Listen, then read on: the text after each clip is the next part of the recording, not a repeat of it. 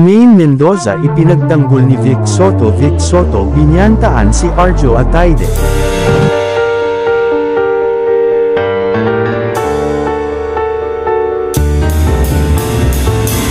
Malapit nga sa isa't isa sina Vic Soto at Maine Mendoza na parang naging ama na rin ito sa nasabing TV host actress.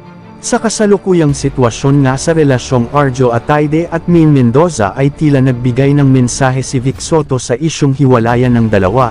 Nagpaabot nga ng mensahe si Vic Soto sa kanilang relasyon at inamin nito na normal lang naman daw talaga ang di pagkakaintindihan sa isang relasyon at part na din ito ng pagsasama bilang isang pamilya at talaga namang nararanasan ito ng isang mag-asawa. Maging si Vic Soto ay sinabing normal lang na mararanasan ito ng isang mag-asawa at bilang part ito ng kanilang pagsasama ay nagmensahe naman ito ng maging kalmado sa lahat ng oras at pag-isipan muna ang mga desisyon nila sa buhay.